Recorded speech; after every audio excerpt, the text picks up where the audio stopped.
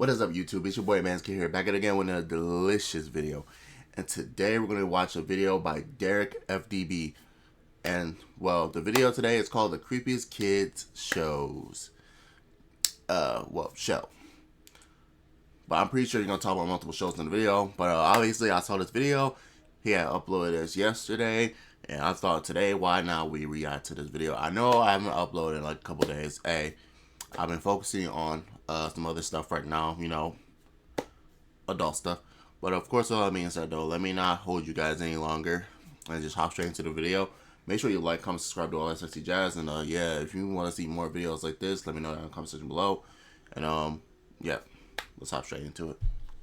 Kid shows aren't normally something that's supposed to be scary. In fact, they're the opposite. They're usually the most bright and happy, sweet and kind pieces of media you can find in the world. But sometimes, there are kid shows that are a little darker. Ones that traumatize you. I remember back in elementary school around Halloween time, my teacher decided she would put something on for the class to watch. She had done this before, so we were all excited. I was excited. We all sat in rows on the colorful rug, crisscross applesauce, everybody's knees touching, and she rolled out one of those old big TVs, the ones that give you that fuzzy feeling when you touch them. I was stoked. Yeah. I was excited to see SpongeBob or Shrek or whatever it could be. But when she turned on the TV, it wasn't Shrek or SpongeBob.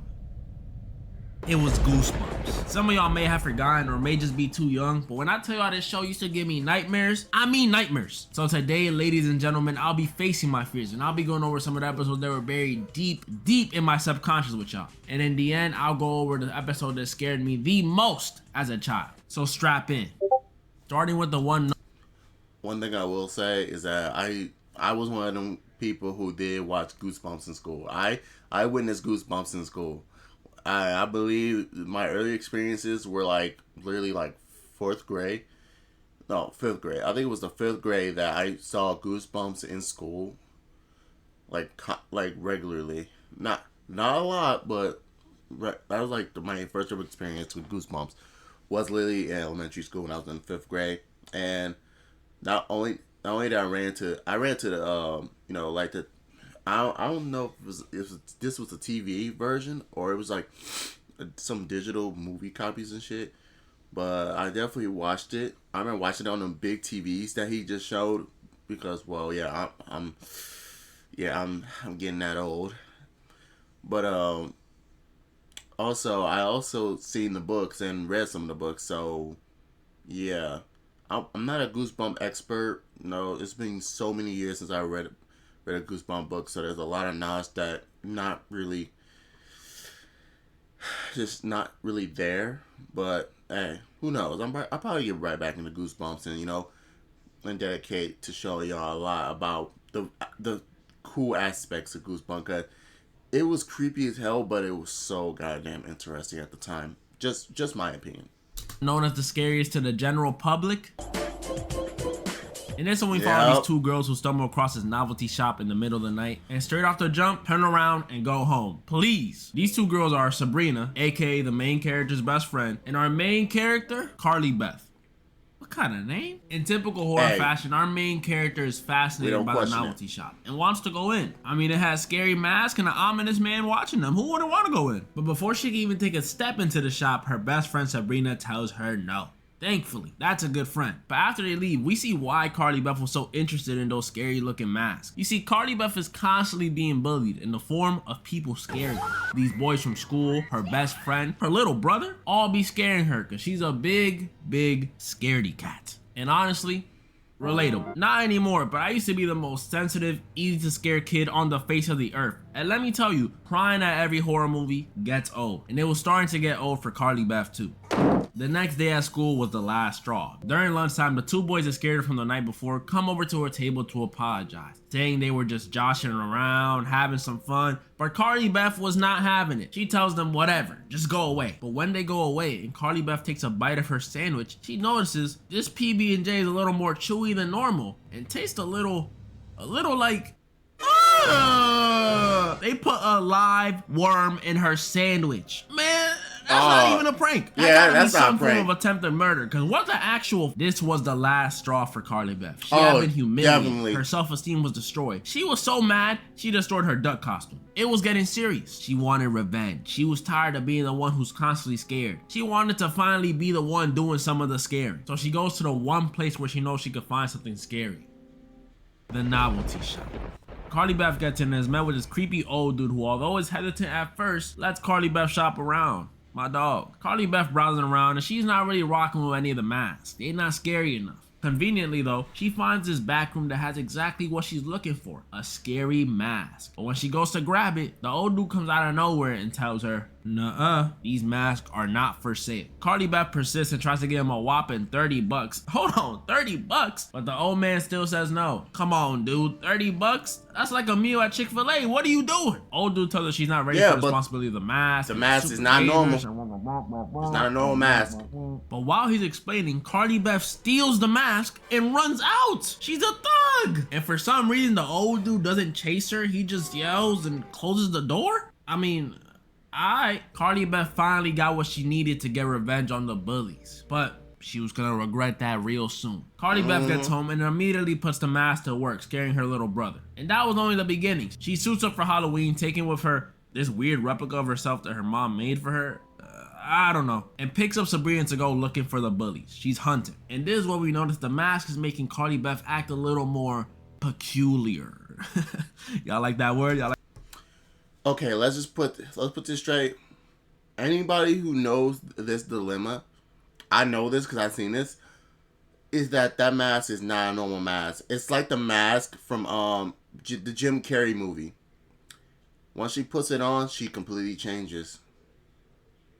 Or in Jim Carrey's case, his character completely changes once he put on the mask. Once he put on the mask, just transform him into the silly, goofy, Looney Toony, freaking crazy dude. But in this situation, completely different. I like that. She's more aggressive, scaring. Same, but different. A little different. Similar. Random kids, scaring random moms, and even scaring Sabrina. Sabrina confronts her about this, and Carly Beth's only answer is, the mask made me do it. Okay, so if you grab me like that again and I punch you, just know my fist made me do it. Carly Beth eventually runs away for some reason and stumbles upon exactly who she wanted to find. The bullies. And a perfect setting too. She approaches them and they're immediately wetting their pants, talking about how they was just goofing around and they only did those things to Carly Beth because they liked her. Oh, how could we all be so stupid? The old worm in the sandwich movie, eh? Real panty dropper. Oh my god, yes, that is so, bro. Like, hold on. Oh, hey, this chick likes me. You know what? I'm gonna put worm in her sandwich, make her eat it without her knowing, and she'll like me, bro. Like, bro, like, yo, I'm about to get up in them panties for sure when I can. I forgot about that one. Carly Beth successfully scares them off after the replica. I'm sorry for making that face, but yeah. That's a point in the plot that really got me wondering why. Head of herself wishes to the boys, help me. And Carly Beth afterwards buries the replica head and returns home. I'm sure at this point some of y'all already know what's going on, but it gets even clearer when Carly Beth gets home and is finally ready to take off the mask. But when she tries to, it hurts. She can't seem to take it off for some reason, so she asks Sabrina to help her. When Sabrina goes to check, she sees there's no line between the mask and Carly Beth's skin. She even runs to the bathroom and sees the eyes in the mirror aren't her eyes anymore. Yes, ladies and gentlemen, she has become one with the mask. This was insanely scary as a kid. Getting stuck as your Halloween mask? Heck nah. It's bad enough that it's this mask because, let's be real, if you were stuck looking like that, you are not pulling a single person. Like, just scratch having kids off the list, please. But I think if it was like one of those random funny masks, it'd be even worse. Like, imagine just trying to trick or treat when your mask gets stuck on you and now... You're stuck as the 44th President Barack Obama or something. Completely. Like, I ain't signed up for this. Carly Beth runs back to the novelty shop where the old dude is waiting for her, and he explains to her that that's her new face now. Carly Beth understandably starts tweaking out, but the old man interrupts her and tells her that there might be one last chance to remove it with a symbol of love. Self-love. He starts explaining to her how he was just like her and he didn't love himself. Blah, blah, blah. This ain't about you, bruh. But before Carly Beth can know what a symbol of self-love is, part of the plot. Other masks start floating off the shelf. This may look goofy, but you gotta understand, as a kid, this stuff was scary. Yeah, that's true. Despite the times though, like the music, the way they execute everything, it was a little bit creepy and terrifying. It wasn't. It's like it wasn't something that made me shit my pants, but it was something that definitely got me curious and like thinking, oh shit, how this gonna end? What's going on here? Scary, bruh. Floating heads chasing you? Come on, buddy. Be real. It's a little scary. The heads chase Cardi Beth all the way back to the cemetery where she buried her replica head, and they start backing off as soon as she raises it up, accepting that the crybaby scaredy cat girl she tried to bury is her, and she should love her regardless. Oh, Cardi Beth is finally able to take off the mask. Woo! I forgot. Yeah. All right, let's go. Yep. She goes home and hugs her mom, who had been working. I thought the replica was her mom. Never mind. Whoops. I clearly did not hear him that one time. I thought it was her. I look at the replica, I'm thinking, oh, it's her. Heard about her all night. And while they're talking about Cardi Beth's night, they turn around to see the little brother wearing the mask. Boom. And then the episode ends. Pretty scary, pretty scary. I don't know why she didn't just burn the mask or throw it away. But that's the one deemed the scariest to the general public. That's still not the one that I found the scariest. No, but before I go over that one, I have to go over one that I found okay. almost as scary as the scariest, but for a different reason.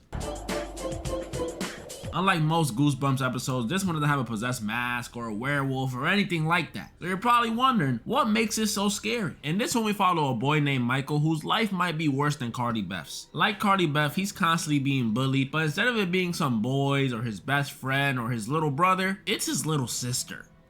Sorry. And obviously, since she's the sweet, innocent little sister, she can mess with him and never get in trouble. Michael was sick of it. He wanted some payback. So the day his dad came home with one of those old big clocks and told his sister not to touch it, he saw an opportunity. He gets up in the middle of the night and makes his way towards the clock. And when he gets there, instead of doing, some actual noticeable damage, he just slightly turns the head of the bird that comes out the clock, which is, yeah, that'll show him. But when Michael wakes up the next day, things are different. Very different. It's his birthday. Mind you, his birthday had already passed. Like, it was a few days ago. So you know what that means. 2 B-days, hey! Michael had gone back in time. And this is what I meant when I said this episode is scary for a different reason. Because every time Michael wakes up, he gets younger and younger. Going from a tween to a kid to a baby. That's scary. And it's not like when he turns into a baby, he's back to having baby thoughts. No, he's just Michael with the mobility of a baby. I would hate that. Even at my lowest of lows in life, I never, ever wanted to revert back to being a baby. I got too much left in the tank to stop. And it wouldn't have just stopped at being stuck as a baby. Next day, he would have been back in the womb. The day after that, back in the sack. And eventually, ceasing to exist, which is essentially death. Sort of. Luckily for Michael though, he realized the way to prevent himself from getting any younger was to turn back the bird's head that he messed up earlier, effectively saving himself from having to go back in the sack and essentially death. Sort of. But like I said, although this episode is scary, it's still not the one I found the scariest when I was little. This title belongs to no other than The Night of the Living Dumb. Oh, shit. In this one, we follow a girl named Amy, and unlike the other two protagonists before her, Amy has no bullies or anyone she wants to get revenge on. Nothing. Just an older and younger sibling, making her the middle child, so no one likes her. And she's definitely the most unique out of the three, too. You see, Amy's into the very random hobby that is ventriloquism. That's when people use dolls to talk and pretend like they're not talking, and you couldn't learn how to juggle or something. And one day while showing off her skills, her doll Dennis falls apart. Ah, bummer. Guess you gotta find something else to do. But luckily for Amy, her dad got her a new doll, a dummy named Slappy. But unlike Dennis, of course, it always has to have some goofy name like Slappy or anything that sounds like a joke. Slappy is no regular doll. Even his after appearance Amy looks perfectly creepy as hell. reads some Latin text that comes with Slappy, it turns out he's alive. And this stupid, ugly doll is the sole reason I couldn't watch this episode as a kid. For some backstory, I was already scared of dolls as a kid because of Chucky. So when I saw another evil looking doll that likes to crack jokes and he's ginger, it brought back trauma. I'm not gonna sit here and act like Slappy was doing the same thing Chucky was doing. He wasn't murking people or anything, but he was doing something that as a kid could be perceived worse than death. He was getting Amy in trouble with her parents, messing up family paintings, making fun of her family. He even attacked a family friend. And all these things may seem tame, like no big deal, right? But imagine if Amy had immigrant parents. Ooh. Yeah, after Slappy doing all these things and then trying to murder Amy's dad with a guitar, my fault, Slappy. I didn't know you had it in you. Amy decides to finally get rid of Slappy by throwing him down a drain. And he does this funny scream when it happens. Hey, kid, wait. But that very same night, Slappy returns, threatening her family and telling Amy she will be his slave forever. Yeah, you could try saying that to her, Slapster, but try saying that to me, and you're going to end up trending on Twitter, buddy. Yep. At this point, Amy's sister finally sees that Slappy's actually alive, and they also realize Slappy is a doll, a hollow doll that you could like push over and kick and stuff, which kind of makes my fear of this dude coming after me as a kid a bit irrational, but whatever. Slappy chases them around the house, eventually catching them off guard it's still creepy as fuck. And as he was standing over her talking about how the family belongs to him now or whatever, two things didn't make sense to me. One, why is the sister just watching him stand over Amy? And two, why is Amy so hell-bent on grabbing the broom to attack Slappy? You literally just shoved him upstairs. Kick the dude, bruh. Anyways, while Slappy is standing over Amy, I don't know where someone tackles Slappy, causing him to shatter his face on the fireplace, releasing the evil gas in his system. What the? Amy and her sister are confused as the family comes downstairs, including her brother. Wait a minute. If the brother wasn't the one who tackled Slappy, then who did?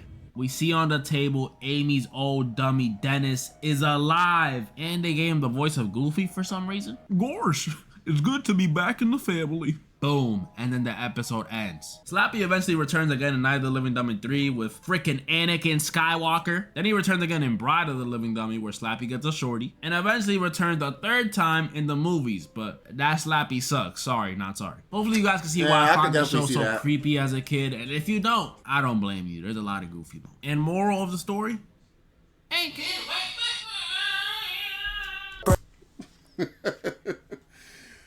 Okay, that was an interesting look back. That was an interesting look back at everything that I literally remember growing up with. I thought he was gonna talk about a bunch of like other creepy shows, but Goosebump. Now I see why I say creepiest show. But when I say Goosebump is the creepiest show, not really. It's not. It wasn't really the creepiest show. But one thing I will definitely say is that for a show made for kids, it definitely takes the top 10 spots on matter of fact, top 5, I believe, for now. For now, it's in my top 5 of the most creepiest shows, man. But at the same time, it's like, it was so good for getting into the scary genre as a kid. So, like, it's not too scary. It's not too much of a, let's say, it's not too weak for it to not be scary at all. It just seems come off as an amazing story. It does come off amazing story a little bit, but it simply doesn't come off too strong as a horror to the point where kids can't watch it. So it's like a great way for kids to get into horror, or let's say you're a person who's super sensitive to horror things. This is a great way to break into horror if you are a person who's not so used to it. But of course, with all that being said, though, I hope you guys enjoyed the video. Make sure you like, comment, subscribe, do all that sexy jazz. And yeah, I'm going to catch you guys in the next video, okay? And look, I promise I'm going to upload more often, okay? I'm bouncing a bunch of things right now. A bunch of ideas, a bunch of responsibilities of mine. You know, hey, an adult got to do what an adult got to do. And yeah, I'll catch you all next time, okay? Deuces.